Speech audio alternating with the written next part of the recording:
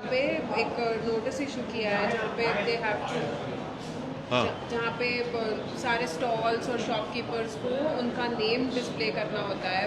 तो आप इसको किस तरह से देखते हैं? आपने ट्वीट भी किया है इसके बारे में। देखिए ये जितना भी इसके इस ऑर्डर या जो वर्बल ऑर्डर है उत्तर प्रदेश की सरकार की तरफ से, उसको हम कंडेम करते हैं। इसलिए कंडेम करते हैं कि ये संविधान के आर्टिकल 17 का वायलेशन है जो अनटचेबिलिटी की बात करता है। तो उत्तर प्रदेश की सरकार अनटचेबिलिटी को प्रमोट कर रही है। इस तरह का ऑर्डर देकर के नाम रखना और अपने रिलीजन का इजहार करना, बताना, ये आर्टिकल 21 राइट टू लाइफ का भी वायलेशन है और आर्टिकल 19 राइट टू लाइवलीहुड का भी ये वायलेशन है। दूसरी बात ये है कि जब से वो उत्तर प्रदेश की सरकार ने ऑर्डर दिया है, मुजफ्फरनगर में जितने ढाबे हैं उन ढाबों से मुस्लिम एम्प्लॉइज़ को निकाल दिया गया है। तीसरी बात यह है कि उस हाईवे के ऊपर मैकडॉनल्ड है, KFC है, पिज़्ज़ा हट है, आपके कैफ़े कॉफ़ी डे है, उसके ऊपर क्यों नहीं बोल रहे हो लोग? उनसे क्या कुछ बातचीत हो गई क्या आपकी? पांचवी बात यह है कि ये जो ऑर्डर है उत्तर प्रदेश की योगी आदित्यनाथ सरकार का, ऐसा दिख रहा है कि हिटलर की रूह उनमें समा चुकी है। ये क्रिस्टल नॉट मूवमेंट लग रहा है। हिटलर भी एक जूडन बॉयकॉट करते थे, इस तरह का बॉयकॉट हो रहा है उत्तर प्रदेश की सरकार की तरफ से। भाई आप होते कौन है ये करने वाले? क्या एक यात्रा का इतना उनको आप इम्पोर्टेंस देंगे और दूसरों की लाइवलीहुड को बर्बाद कर देंगे आप क्या एक ही समुदाय के लिए कि उसके लिए काम करेंगे? कॉन्स्टिट्यूशन कहाँ गया फिर? कॉन्स्टिट्यूशन क्या कहाँ चलेगा? कौन से कचरे के बिन में चलेगा कॉन्स्टिट्यूशन? फिर मोदी जी संविधान को उठा के चूमते। ये सब नाटक ड्रामा हो रहा है। तो ये स्टेट की तरफ से हिंदुत्व की जो तंजीमें हैं, ऑर्गेनाइजेशन है, उनके प्रेशर में आकर ये बोला जा रहा है कि आप मुसलमान की दुकानें मत जाओ। क्या है ये? किस लिए हो रहा है? आप उनको आइडेंटिफाई कर रहे हैं। ये हिंदू की दुकान है, ये मुसलमान की दुकान है, इसका नाम अबू बकर है, इसका नाम अली है, इसके पास मत जाओ आप। ये क्या है ये? और आखिरी बात यह है कि मैं चैलेंज कर रहा हूं, रिटर्न ऑर्डर निकालो आप। योगी आदित्यनाथ में अगर हिम्मत है तो रिटर्न ऑर्डर निकाल के बताओ हमारे को इसके बारे में। क्लियर डिस्क्रिमिनेशन हो रहा है मुसलमानों से। ये कॉन्स्टिट्यूशन की, संविधान की धज्जियां उड़ाई जा रही हैं। हमने आर्टिकल 17 के जरिए अनटचेबिलिटी खत्म किया, आप अनटचेबिलिटी ला रहे हैं। आप राइट टू लाइफ के खिलाफ है, राइट टू लाइवलीहुड के खिलाफ है। तो ये क्लियर कट डिस्क्रिमिनेटरी ऑर्डर है और ये बताता है कि ये मुसलमानों को सेकेंड ग्रेड सिटीजन बनाना चाहते हैं उत्तर प्रदेश में, पूरे देश में। और पूरा जो लार्जर इनका स्कीम है उसका ये इम्प्लीमेंटेशन हो रहा है। और मुजफ्फरनगर के ढाबों से पूरे मुस्लिम एम्प्लॉयज़ को निकाल दिया गया है। आप ही के दूसरे टीवी चैनल की रिपोर्ट है, आपके निकाल दिया गया है। बताइए क्या कर रहे हैं आप? क्यों जुल्म कर रहे हैं साहब? इतनी नफरत क्यों है बीजेपी को मुसलमानों से? आपकी संविधान की ड्यूटी निभाइए ना आप। सर, इसमें क्या कोई पॉलिटिकल रोल देखते हैं? क्योंकि बाई इलेक्शन उनकी में होने वाला था सिचुएशन, क्या इसमें कोई? देखिए ये इलेक्शन वो इलेक्शन, ये इनकी कंसिस्टेंट हिंदुत्व की आइडियोलॉजी के ऊपर ये लोग अमल कर रहे हैं। अपीसमेंट किसका हो रहा है बताइए? इस तरह का ऑर्डर निकालकर अपीसमेंट आपके वोटर का कर रहे हैं और मुसलमानों को बदनाम कर रहे हैं आप बाज़ाब्ता स्टेट गवर्नमेंट बोल रही है कि मुसलमान की दुकान पे आप मत जाइए, बॉयकॉट करिए उनका आप। और पिछले कई सालों से तो हिंदुत्व ऑर्गेनाइजेशन तो यही बोल रही है कि मुसलमानों का समाजी बॉयकॉट करो, सोशल बॉयकॉट करो। यही हो रहा है। शुभेंदु अधिकारी जो बीजेपी के लीडर है वेस्ट बंगाल के, उन्होंने बोला है कि सबका साथ सबका विकास का जो स्लोगन है उसके ऊपर एक बार सोचना पड़ेगा, क्योंकि वेस्ट बंगाल अरे में मुस्लिम के अरे छोड़िए ना, भाड़ में जाए, वो कोई बोलता नहीं बोलता, संविधान है। ये स्लोगन से गवर्नमेंट चलती क्या? आपका संविधान में राइट टू इक्वालिटी है, संविधान बोलता डिस्क्रिमिनेशन नहीं कर सकते आप। संविधान में लफ्ज़ माइनॉरिटी का वर्ड इस्तेमाल हुआ आर्टिकल 29-30 में। ये फंडामेंटल राइट है, ये देश का बेसिक कॉन्स्टिट्यूशन के बेसिक स्ट्रक्चर का हिस्सा है। इनके बोलने नहीं बोलने से कुछ फर्क पड़ने वाला थोड़ी है। ये अपनी नफरत का इजहार कर रहे हैं बीजेपी, और ख़ास तौर से मुसलमानों से इनकी नफरत अब खुल के आ रही है। हाँ, असम का सीएम झारखंड में बोला है मुस्लिम पॉपुलेशन असम में 12%, 1951 में 12% का 50% हो गया, मैं इसके खिलाफ लड़ रहा हूँ, ये बहुत डेंजर ट्रेंड हो रहा है बोल के कल बात कर रहे हैं। आसाम के मुख्यमंत्री जो है भारत के टॉप 5 झूठों में शुमार होते, टॉप 5 झूठों में। और उनकी झूठ ये है कि 1951 में मुस्लिम पॉपुलेशन 24.68 था। झूठे हैं वो, और नफरत करते हैं आसाम के मुसलमानों से। आसाम में है तो बंगाली मुसलमान मियाँ बोल के डिस्क्रिमिनेट करते, आसाम के बाहर गए तो पूरे मुसलमान डिस्क्रिमिनेट करते। झूठ क्यों है बोल रहा हूँ मैं आपको। 1951 में आसाम था, उसमें नागालैंड नहीं था, मिजोरम नहीं था, आपके अरुणाचल नहीं था, मेघालय नहीं था, राइट। अब ये अलग स्टेट जब बन गए तो उस वक्त 51 में 24.68 मुस्लिम पॉपुलेशन था, 2001 में 30.92 था, और 2011 सेंसस में 34.22 था। इतना झूठ बोल रहे, और इनके झूठ की वजह से पूरा एडमिनिस्ट्रेशन, पूरे ऑफिसर्स मुसलमानों से नफरत कर रहे हैं। और कैसा कर रहे हैं मैं बता रहा हूं आपको। वहां पर एक एरिया है जागीर रोड बोल के, हाई कोर्ट का ऑर्डर आ गया डिमोलिश मत करो। डीएम साहब जो है ऑर्डर नहीं मिला बोल के सिर्फ मुस्लिम हाउस होल्ड्स को, कारोबार को डिमोलिश कर दिए। आसाम में नियरली, आसाम में जो मिनिस्टर्स कॉलोनी है, ये हेमंत बिस्व को बोलो पूरे मुस्लिम लेबरर्स बनाए वो। अगर 40% है मुसलमान आसाम में, तो कौन सा आसमान गिर रहा है? अनकॉन्स्टिट्यूशनल क्या है बताओ? ये कितना अनकॉन्स्टिट्यूशनल है? क्या अनकॉन्स्टिट्यूशनल? 40% है। पूरा तरकारी बेचने वाला मुसलमान, मच्छी बेचने वाला मुसलमान, ऑटो चलाने वाला मुसलमान, कंस्ट्रक्शन वर्कर मुसलमान। आपको नफरत क्यों इन लोगों से? ये भारत के नागरिक है ना। आप तो मुख्यमंत्री, आपको शर्म आनी चाहिए। इस तरह आप ये एक समुदाय से नफरत कर रहे हैं। तो हर जगह पर बीजेपी, किसी भी स्टेट में रहने दो, सिर्फ नफरत करना मुसलमानों से, और उस नफरत को इंस्टीट्यूशनलाइज कर देना, और अपने गवर्नमेंट में जहां पावर में है वहां पर एक मैसेज दे देना पूरे गवर्नमेंट के एम्प्लॉइज को कि आप कुछ भी कर सकते हैं मुसलमानों के ताल्लुक से। हेमंत बिस्व शर्मा ने ये भी कहा है कि it's a matter of life and कैसा लाइफ एंड डेथ है बताइए? शर्म आनी चाहिए उनको। अगर 40% मुसलमान है तो लाइफ एंड डेथ का मामला कैसा हो गया बताइए? लाइफ एंड डेथ का मामला कैसा हो गया बताइए? किससे खतरा है आपको, देश को? आप बताना चाह रहे 40% से खतरा है आपको?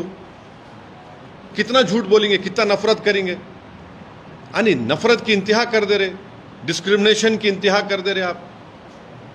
40% अगर, तो क्या लाइफ एंड डेथ का मैटर है बताओ? तुम हार गए लोकसभा के तो लाइफ एंड डेथ का मैटर हो गया। भारत में 14% मुसलमान का लाइफ एंड डेथ का मैटर है ये। कश्मीर में मेजॉरिटी में है तो आप लाइफ एंड डेथ का मैटर है ये। क्या मैसेज दे रहे हैं आप पूरे माइनॉरिटीज को और पूरे इंडिया को? क्या मैसेज दे रहे हैं आप बुखलाहट में और नफरत के मजाहरे बीजेपी कर रही है, फ्रस्ट्रेशन में, बल्कि क्लियर कट डिस्क्रिमिनेशन कर रही है बीजेपी। और फिर उनके स्पोक्स पर्सन बोलते नहीं, वो ऐसा बात नहीं करना, ऐसा बात नहीं करना, ऐसा और फुला। और ये जो बात कर रहे हैं क्या है बोलो फिर? ये मुसलमानों को टारगेट कर रहे उत्तर प्रदेश में, उनकी दुकान पे मत जाओ, सोशल बाइकआउट की अपील कर रही उत्तर गवर्नमेंट। आसाम में बोले 40% है तो जिंदगी और मौत का मामला है। महाराष्ट्र में आपकी सरकार है तो मस्जिदों को तोड़ देंगे हम लोग। क्या हो रहा है फिर? ये आप क्या एक पॉपुलेशन, एक माइनॉरिटी, मुस्लिम माइनॉरिटीज को क्या आप धकेलना चाह रहे हैं दीवार की तरफ? रेडिकलाइज कौन हो रहे हैं बताओ फिर? जी, सुधांशु त्रिवेदी जी ने जो बयान दिया जिसमें कहा कि कांग्रेस और राहुल गांधी जिस तरीके से खून और हत्या, इस तरीके के जो अपमानजनक शब्द का इस्तेमाल कर रहे हैं, उससे कहीं ना कहीं हिंसात्मक घटनाएं बढ़ेंगी प्रधानमंत्री मोदी के खिलाफ, जिस तरीके से राहुल गांधी ने बयान दिया है। मेरी गाड़ी के ऊपर 6 गोलियां चलाए उत्तर प्रदेश इलेक्शन दौरान में। कौन चलाए, किस लिए चलाए बोलो आप? कौन चलाओ बोला उनको? रोज मेरे को धमकियां आते, मैं अब देखना चाह रहा हूं, मैं सेल फोन में SMS करके धमकी, तेरे गोली मार देंगे। हाँ, इसका जिम्मेदार कौन है? मेरे घर के सामने आके मेरे दीवार का नाम को, नंबर नेम प्लेट को काला करते, मेरी जान से मारने की धमकी देते। बोलो बीजेपी वालों, कौन भिजा रहा उनको? अब तक क्यों नहीं पकड़े उन लोगों को आप? दिल्ली में आपकी हुकूमत है ना, क्यों नहीं पकड़े उनको आप? ये चक्कर है, आप रेडिकलाइज कर रहे हैं, आपकी आइडियोलॉजी के मानने वालों को एम्बोल्डन कर रहे हैं आप, और आप दूसरों को आईना दिखा रहे हैं। अरे खुद तो अपना आईने में देख लो, चेहरा अपना कितना बुरा दिख रहा। उत्तर प्रदेश में जो बोल रहे आप यहां पर मत जाइए, नाम लिखिए। आसाम में 40% पॉपुलेशन की जिंदगी और मौत बोल रहे आप। महाराष्ट्र में मस्जिदों को तोड़ दे रहे। ये कौन है ये लोग? ये आपकी सरकार की वजह से लोग रेडिकलाइज हो चुके हैं। एक सिटिंग MP के घर पे आके आप जान से मारने का लेटर लगा के जाते हैं, फोन करते मेरे को, SMS देते, नंबर नहीं कर रहा मेरे को। अब आप बोलेंगे पुलिस का, कितने पुलिस कंप्लेन करूं मैं? ये सब आपकी वजह से बीजेपी के, इनको बीजेपी एम्बोल्डन कर रही है इन लोगों को। नेता अगर इस तरीके से अगर बयानबाजी करें, अरे मैं आप इनके जो नेता जो उत्तर प्रदेश में जो बोल रहे सोशल बाइकआउट करो माइनॉरिटीज का, मुस्लिम माइनॉरिटीज का, वो क्या है बताइए? नाम बोलो, अपना नाम लिख के रखाओ। आप क्या इडली मुसलमान हो गई, वड़ा हिंदू हो गया क्या? पिज्जा मुसलमान हो गया और बर्गर हिंदू हो गया क्या? बताओ आप कर रहे हैं। सरकार में आप है, आप ऐसे ऑर्डर निकाल रहे हैं। सरकार में आप है, आपका मुख्यमंत्री ऐसा कर रहा। सरकार में आप है, वहां पे मस्जिदों पे तोड़ रहे वहां पे, और आप कुछ नहीं कर रहे। सर TMC MP ने भी NHRC को कंप्लेंट किया है मुजफ्फरनगर के पुलिस के खिलाफ, stating that shocking and other। देखिए NHRC is a handmaiden of Narendra Modi government. They'll not do anything. Show me one instance wherein they have acted unbiasedly. Look at the record of sending reports to the international organizations. What are they doing? NHRC is completely now, they're not reacting to all these atrocities which have been committed on minorities. What is the National Minority Commission doing? When the government in power and their party and their ministers, their chief ministers are openly asking for boycott and discrimination of Muslim community and saying that Muslims population is a matter of life and death, what does that tell you? It clearly shows their hatred towards the Muslims. But sir, TMC is also raising voice now. You are also raising voice. So will you ask others also to come together to fight on this? See, you have come. I'm thankful to you that you have come to me. I can speak on behalf of myself and my party. I cannot speak on behalf of other political party. They will speak for themselves. So Will you what's take your this- demand, will sir? you take this up legally, sir? And what's your demand? See, the Uttar Pradesh government is not bold enough to issue a written order. Written order you have not issued. You have issued a verbal order. And on the basis of that verbal order, the message has been sent. And what has happened in that in Muzaffarnagar, whatever dhabas are there, hotels are there, those owners have kicked out Muslim employees. Because of the verbal order of Uttar Pradesh government. And high-ranking IPS officer comes and says this is what the BJP government wants you to do in Uttar Pradesh. They've asked for a social boycott of Muslims, which is prohibited in the Constitution. Article 17 is there. By making such a verbal order, you have violated right to life, right to livelihood, Article 19. And please tell me why is this order not being implemented on McDonald's, on KFC, on Pizza Hut, on Cafe Coffee Day? Why not them? Why only the small hotels? And those employees who are working there, that is their livelihood.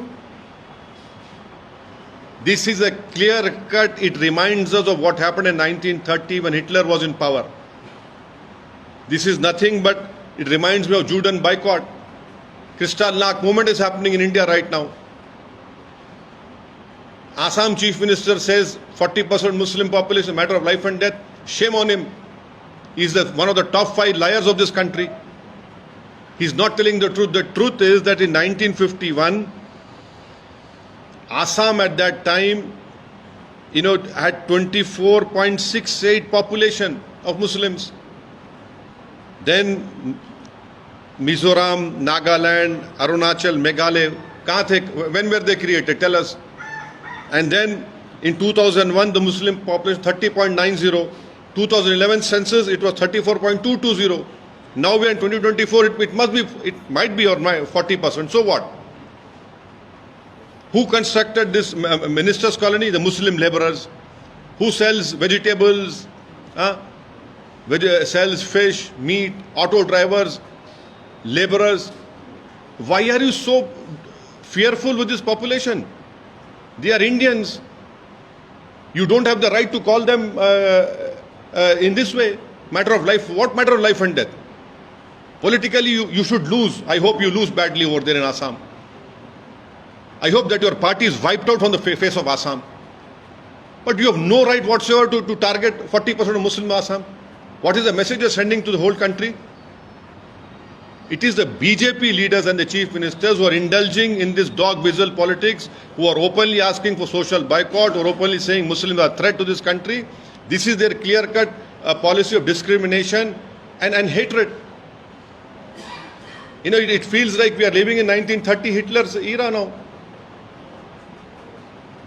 Budget session start हो रहा है, उसको लेके कुछ अभी जब budget session शुरू होगा तब बोलेंगे ना, अभी क्या बोलेंगे? सर, मुहर्रम के मौके पर कल जुलूस निकाला गया था उत्तर प्रदेश और मध्य प्रदेश में, वहाँ पर फलस्तीन के झंडे लहरा गए, तो उन लोगों के आप फलस्तीन का स्टैंप निकाले, जो निकाला उसको डालो जेल में। कौन स्टैंप निकाले थे? निकालो, आपकी सरकार बीजेपी निकाले ना, निकालो जेल में डालो उसको। फलस्तीन का स्टैंप कौन निकाले थे? ओवैसी की गवर्नमेंट थी क्या? आप स्टैम्प निकाले, डालो जेल में उन लोगों को, स्टैम्प निकालने वाले को। और स्टैम्प अगर फ्लैग निकाले तो कौन से कानून में बुक कर रहे हैं आप उनको? अमेरिका के सेनेटर्स आए थे, 10 सेनेटर हिमाचल प्रदेश गए थे दलाई लामा से मिलने के लिए।